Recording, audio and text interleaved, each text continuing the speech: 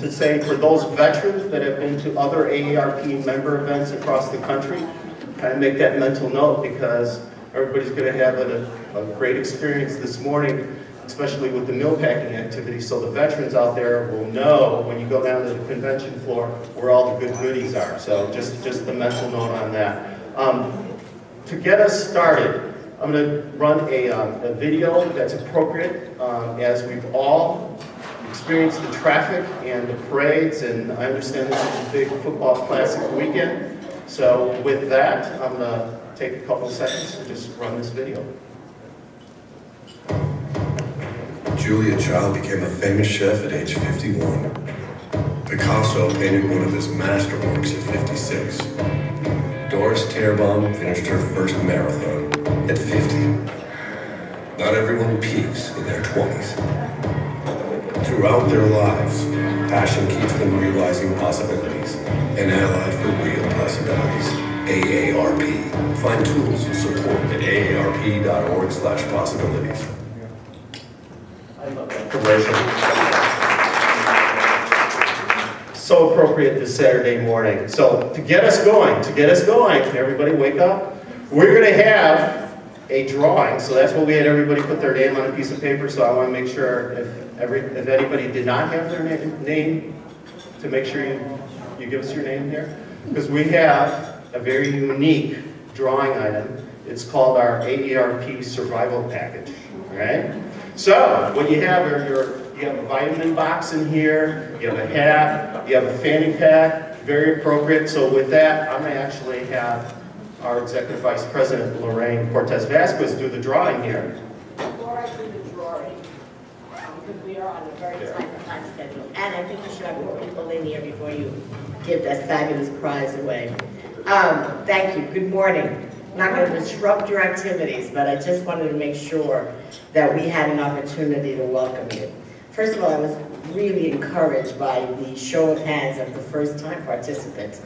Is this an event that you expected to be what you expected it to be, or did this far exceed your expectations? Okay, great.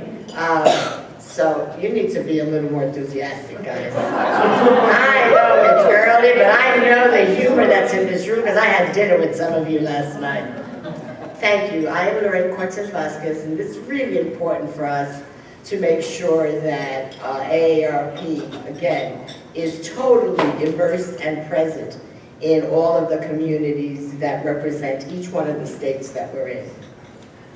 And one of the things that we do is we're in operation, and we're 37 million members strong, and we have 53 state offices in the 50 states and in 3 territories. And we're really proud of the work that we're doing. The one thing when we looked around, we realized, okay, there's certain members of our community that are not fully partaking of the great assets that we have at AARP. And so our goal is to make sure that those assets are introduced to these valuable members of the community so that they too can be part of this strong movement and army called the AARP.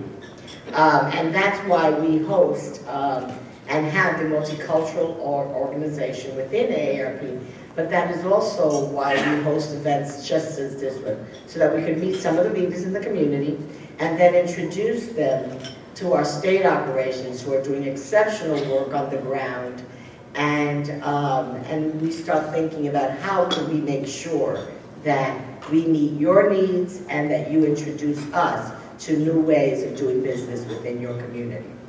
And so I'm very proud to then pass this podium to introduce you to the state director, and I want many of you to follow up with him later on and his appropriate staff here. And that is Greg, and I'm going to have you come up and say a few words because we have to run to our next event and we'll be back later. Greg, come up and join me.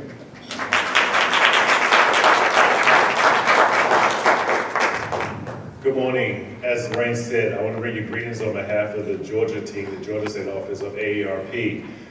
Some of you may not recognize me by name or face, but I've been with many of you in the past 2 events that represented your community, one over at UPS, and also most recently over at AT&T, where I am trying to make the effort, and we're trying to make the effort to ensure that AARP is relevant and made aware to the Asian American community.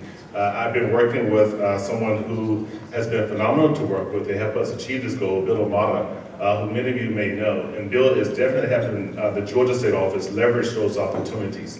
I also want to let you know that we have a person on staff who is charged with leading this effort directly. This gentleman standing in the back, I hope you get a chance to get to know him as the morning breakfast in. His name is Tobias Tillman.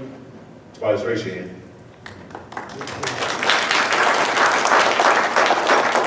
And through either working with our state office directly or working with Tobias, we look to achieve many goals because many of the things that Lorraine said is relevant to the Asian American community, and we want to make sure that ARP is there to help you as we all age together.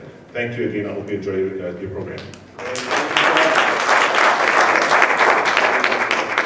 Thank you, Greg.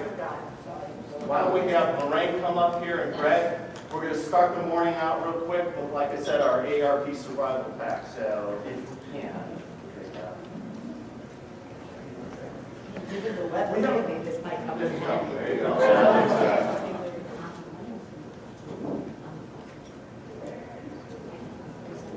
And the winner is Jeanette Hute. Hewitt, sorry. From San Francisco.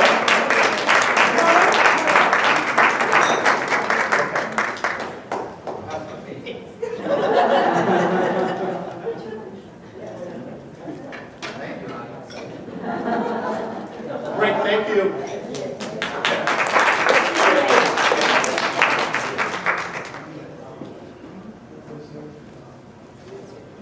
Thank you so much, Ron. Good morning, everybody. You guys all awake? Well, we were out having fun in Atlanta last night, and throughout the last couple of days, for many of the participants here, actually, it is their first time to Atlanta. So, for those of you from Atlanta, we've truly enjoyed the city, enjoyed really the Southern hospitality.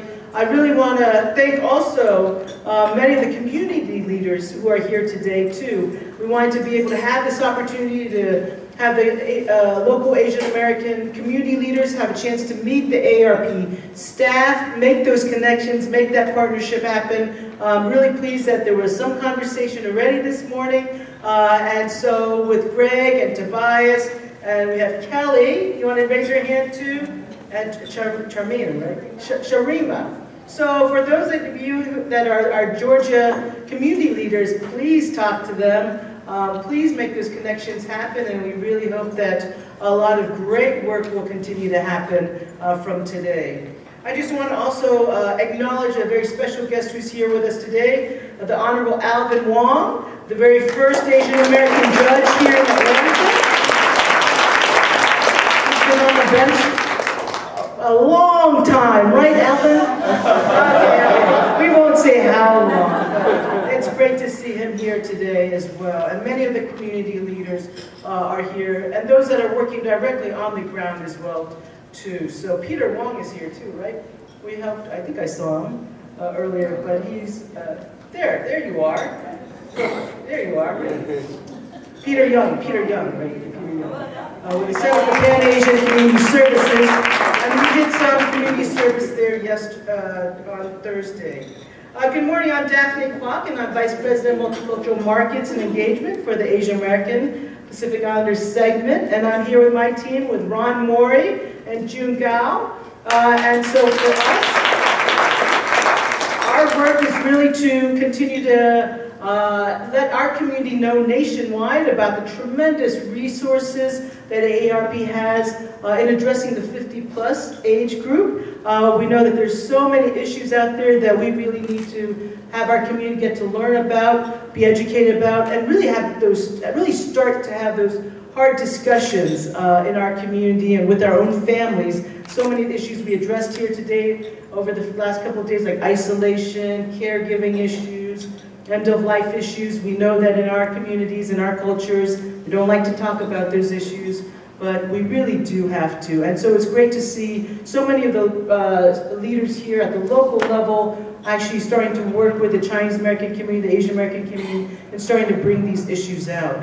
And so we really want to commend that work. And we really need to have these conversations really start throughout the country in our own community. And so that's why we are very interested in helping and facilitate the local community with the state offices, and at the national level as well, too, to be able to provide that perspective as well and draw awareness to these issues. And so we hope that you'll be able to be part of it and let us know. We have our cards, we have our contact information. Go to the aarp.org. We have an Asian American website there that we're putting a lot of the information that's specific to our community on that one place on the AARP overall website. And let us hear from you. What are the issues that we should be addressing, that AARP ought to be addressing on behalf of our community? So at this time, I'm very honored to be able to introduce a very, very special guest that we have brought in from San Francisco. And it's a tremendous delight and honor to be able to introduce someone to you. But before I introduce our very special speaker, I want you to raise your hand if you've ever seen an Asian American law enforcement official. Wow, oh my goodness. You guys must be very lucky. Okay, how many have seen an Asian American female law enforcement official? Okay, well, a few. Wow, there must be some in Georgia. That's a San Francisco Oakland table there. So you guys don't count because we know you guys have a lot over there. And how many of you have ever seen an Asian American female chief of police? Well, yeah, because there's only been one, I think, right on the mainland, and she's with us here today. Chief Heather Fong. She was the very first AAPI chief of police, female chief of police, and of a major city. She retired in 2008 after 32 years on the force, rising through the ranks of the San Francisco Police Department. And actually, Carmelita Terci, who's here, we're AARP member, staff out of DC, said her brother-in-law was trained Heather in the police academy, so it's a small, small world. She had a tough, tough job for 5 years as the head of San Francisco Police Department, but she was in there really, truly working to improve the force, to really make sure that it was deeply entrenched in the community. She was born and raised in San Francisco. Her father and several of her grandparents actually came through the Angel Island Immigration Station in San Francisco Bay. And so she's got a wonderful story about the immigrant family coming to the United States, or success at the very, very top. And I had the great pleasure of living in San Francisco when she was chief of police. And I have to say that when my friends asked me back in DC, what's it like to live in San Francisco, I said, well, it's really, really cool to be in a city, to have the chief of police be an Asian American, a Chinese American woman. And that really was one of the very empowering points for me. Growing up in Virginia, that's why I asked you to raise your hand, because growing up in Virginia, we had no Asian American law enforcement, and only until recently have we had some more. And it's great to see that there are even more today. But so going to San Francisco, seeing Chief Fong being interviewed on the local TV stations, having her quoted in the San Francisco Chronicle, that as to an Asian American is really, truly empowering. And she's been a tremendous, tremendous role model, not only in her career, but also she's been so giving back to the Asian American community, continuing to serve on numerous boards of directors for our community. So at this time, I really want to introduce to you Chief Heather Fong.